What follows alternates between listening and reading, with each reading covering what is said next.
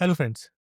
जब हम बात करते हैं एच एन आई इन्वेस्टमेंट की, हाई नेटवर्थ इन्वेस्टिंग की, what is the ballpark thing that they always is a very sacrosanct principle that a high net worth individual always follows, that is preservation of capital. Now when we come to this question about the preservation of capital and still growing the money, so options हमारे पास क्या आते हैं? Fixed income investing in the fixed income space, whether it is NCDs, FDs, and all. This session is referencing to the fixed income investments, but still in a double digit return space. So let me ask you something. Where is your money right now? When we talk about the safer investments, we are talking about a bank FDs which are giving you around 6.5% return or maybe 7%. GSECs will give you between 6.75 for that matter.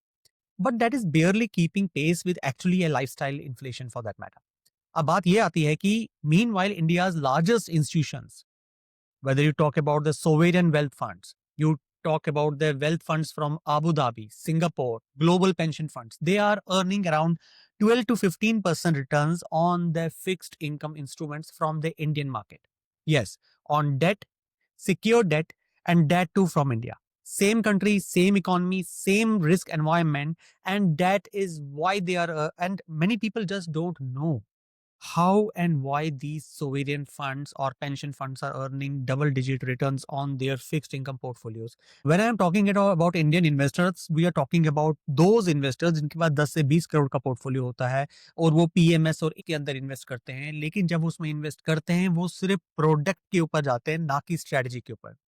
हम हमेशा हर वक्त ये कहते हैं कि चाहे आप PMS लीजिए या एआईएफ लीजिए, they are all product line to enter into, but it should be in sync with your broader strategy, a very sweet spot that is called as the performing private credit. So now when you're talking about sovereign wealth funds or these HNIs, they have an access to these. So therefore India's private credit market की अगर मैं बात करता हूँ, it was around $1 billion way back in 2012. अगर हम आज की बात करें, it is around $25 billion. By 2030 it would be around $96 billion. No, it is not growth, it is an explosion in the private credit space. Yes, so but here is what is interesting for you. The traditional lenders, if I may say, like banks, NBFCs, credit mutual funds, they have all stepped back. So banks are chasing the retail loans, NBFCs are buried in the IL&FS crisis.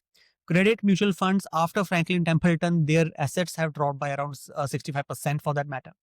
So therefore, who is now lending to India's mid-market companies? So when we are talking about the ones which contribute to around 30% of India's GDP, the ones that need around $180 billion dollars for that matter, and there is only $147 billion available. So what does this mean? This means there is a 33 billion gap, and that is an investment opportunity that private performing credit actually fills in. When we talk about the returns, they are in the range of 12 to 15% gross IRR. They are backed with 2 times the collateral coverage. Yes. So also there is not an equity risk, but there are debt returns and equity-like yields, if I may say. Now I know that what you're thinking. Now this might be sounding so good. So what is the catch here? Now that is a fair question, if I may ask. And let me address it directly. The private credit isn't new. When you talk about US and UK, it forms around 4 to 7% of the GDP. In India, it is just 0.6%. We are not investing something, we are actually catching up with the global norm. So actually हम US और UK market से पीछे चल रहे हैं for that matter. When the IBC came in India, which is called as the insolvency and the bankruptcy code, it transformed everything. Recovery rates were jumped from 25 cents a dollar to around 70 cents a dollar. Resolution time dropped from around 4 years to around just 18 months for that matter. Now, this isn't the Wild West anymore. This is an institutional grade lending and institutional grade protections. Now, the difference is sophisticated individual investors can also access it now. So when we come to about accessing it and the platform matters maybe more than any other asset class. Why? Because this isn't a mutual fund where you are actually buying a basket of the tradable securities. You are actually lending directly to the companies and the underwriting and the deal sourcing, the security structures, the monitoring, and that is everything. 361 Asset Management is one of the leading players at private credit space. And आज के हम इस video में देखेंगे एक sample example का, private credit का example कि ये कैसे चलता है, क्या रिटर्न्स होते हैं, इनके पे आउट्स कैसे होते हैं, इनका टेन्योर क्या होता है, टैक्सेशंस क्या होती हैं, रिस्क एंड लिमिटेशंस क्या होते हैं, लाइबिलिटीज क्या होती हैं, आज हम ये चीज इस पे देखते हैं. So when we are talking about the investment opportunity, we are now referring as a sample case. None of this should be cited as an investment recommendations, but as a part of a real life example, if I may show you today, we are looking at 361 income opportunity fund, which is a series 7. Now we are looking at the gross IRR, जो ये कह रहा है कि around 12 to 12.5% है. Maturity 2028 में. So therefore you are looking at annualized return gross of around 12.5%, and it is a shorter period, 2.5 years. So unlike normal AIFs की जो 3 से 5 साल होते हैं, 7 साल होते हैं, ये सिर्फ 2.5 साल के लिए है. It is 100% secured with 2 times cover. और asking की search for meaningful yield क्या होता है? अगर हम कहेंगे कि भाई Indian markets are already overvalued. So if Indian markets are overvalued, fixed income has the very lower yields. For example, bank FDs at 6.7, 6.75, 10-year G-Secs, and AAA NCDs at around 7 and 8%. It is barely beating any inflation targets for that matter. So therefore, we are looking at fixed income returns, but also some better decent ones for that matter. When you look at traditional players and the private credit, this is the comparison you are actually looking at. Now, the challenge is not just finding a higher yield, but also not taking an undue risk. So this is where this product actually comes into play. So now you have to understand one thing when you are getting into any of the AIFs, and for that matter, performing credit, you have to understand that there is a structural supply vacuum that has emerged in the corporate lending. वो क्या है? Because of the confluence of regulatory changes जो RBI और SEBI ने लाई है, there have been strategic shifts which has caused traditional lenders to move back from the mid-market corporate credit space. So उसकी वजह से क्या हो गया? जो mid-market companies हैं, there is always a funding gap. They need funds and the banks are not funding them. Banks ने क्या कर दिया है? Banks have actually move to retail. वो कह रहे हैं हम तो रिटेल लोन्स में जाएंगे. So banks are prioritising retail lending, which is around growing 24.8% at compounded annual growth rate. Oh, and it is more than over the corporate credit. Now, their 80% of their corporate book now is concentrated in A and above rated entities. So therefore, the second aspect when you come to it is NBFCs are also de-risking. The corporate share of NBFCs lending has collapsed from 39% in FY29 to around 5%. So third is जो आपके ये AMCs होते हैं, mutual funds होते हैं. So your AUM in the credit mutual funds has also declined 65% from $6.8 billion to just $2.4 billion. It has further reduced the availability of capital for the mid-market companies. These three things have actually led to a $33 billion opportunity in the reforming market. Now, when we're talking about mid-market gap, we are looking at the mid-market segment, which is around 100 to 1,500 crore deals, which faces the most significant funding gap. Now, this is precisely where the 361 focuses on. It is sourcing 55% of its deal flow from this space. So what does framework looks like? We say about IBC, Insolvency and Bankruptcy Code. It has improved the creditor outcomes. The recovery rates have improved from 25% to 70%. Resolutions times have improved. Healthier corporate balance sheets. Now, Indian corporates are in a strong position with gross debt to equity ratios of around 15-year low. अगर हम कहते हैं debt to equity ratio is less than 15 years trend में अगर कम है, that means per unit of equity, the loan or leverage is as less as possible. So therefore, the companies are able to move the capital better, and the cash is not getting sucked into servicing the interest more. So that is what we are here seeing when we say improving debt to equity ratio.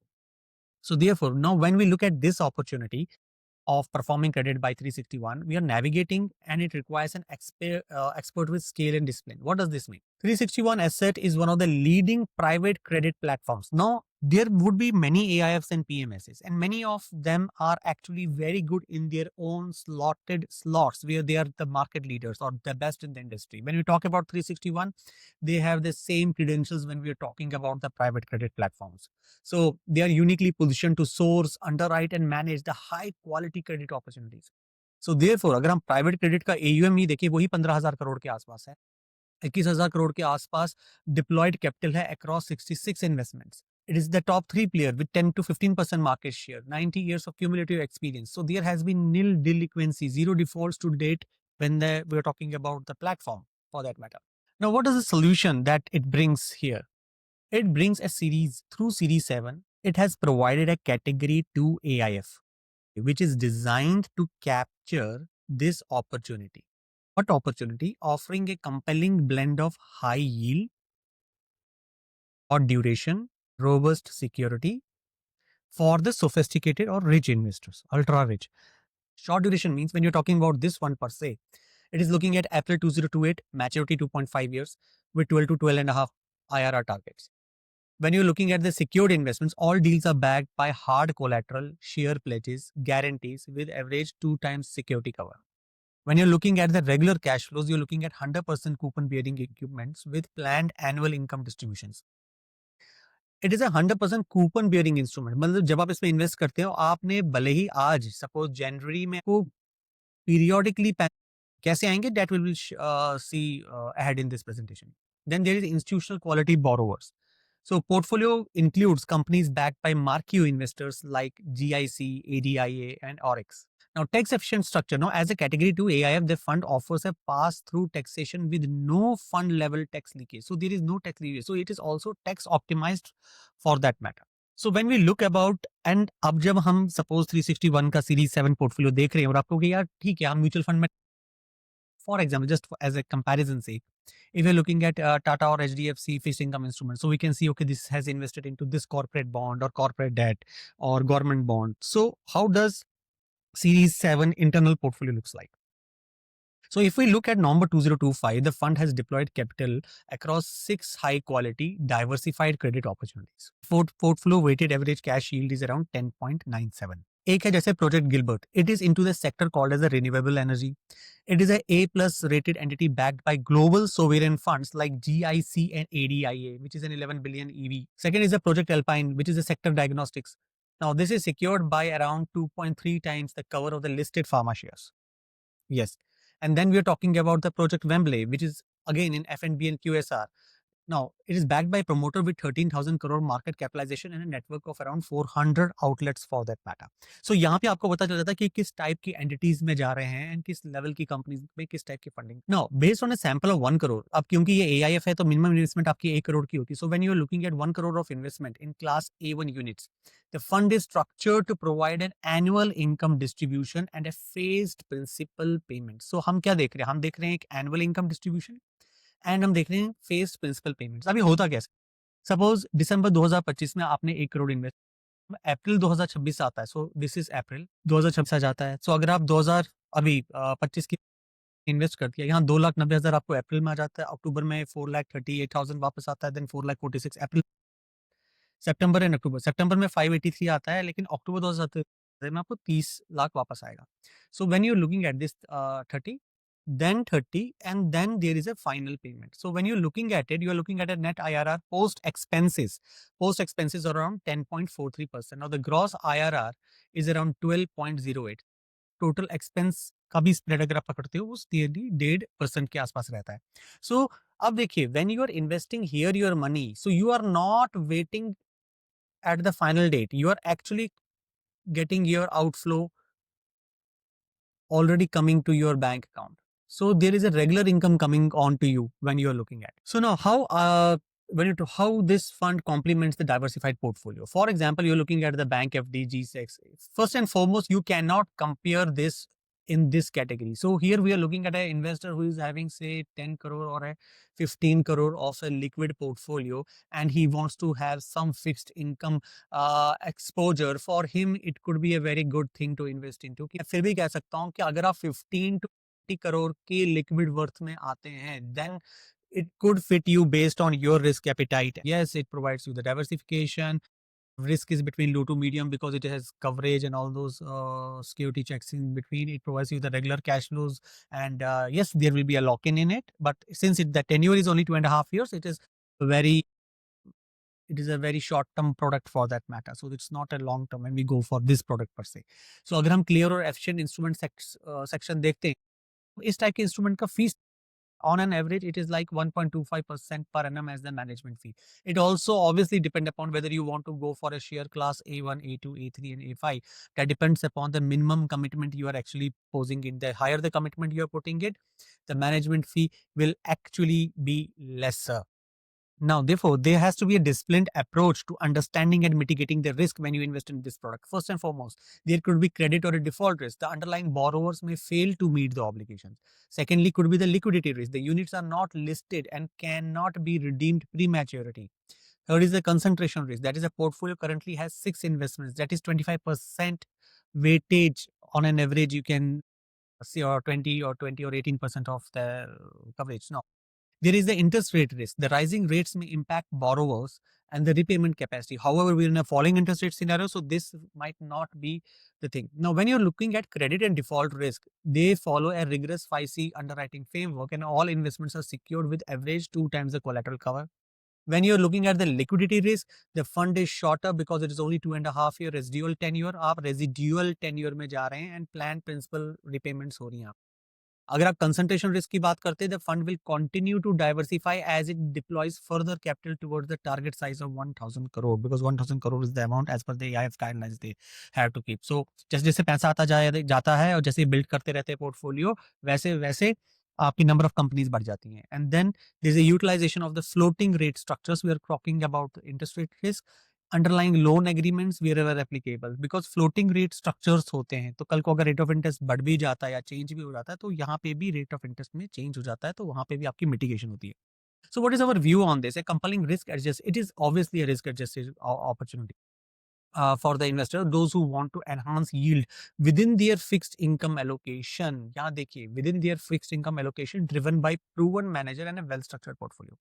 Yes, it is a shorter lock-in of around 2.5 year residual maturity. It has a cash flow penetration of around 100%, coupon-bearing portfolio with annual distributions, providing regular and predictable income. Yes, there is an institutional quality to it. The portfolio is comprised of investments backed by global institutions like GIC, ADI, and Oryx. And yes, there has the proven platform of 361 delinquency record इसकी कि इनके बड़े अच्छी investments रही हैं अभी तक, and suitable for a high net worth and a ultra high net worth seeking yield enhancement with a moderate risk tolerance and an investment horizon of 2 to 3 years. That is what this, but still, when you're getting it, keep a horizon of around 3 to 5 years when you get into any of these products for that matter.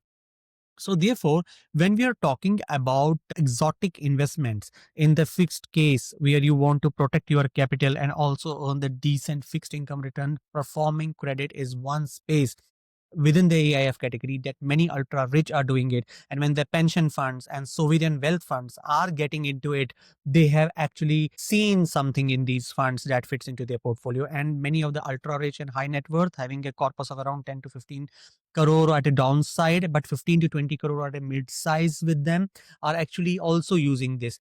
Yes, when you're talking about the ultra rich having 100 crore above of the portfolios, they are actually going big time in such opportunities. Thank you so much. This is Rajat Sal.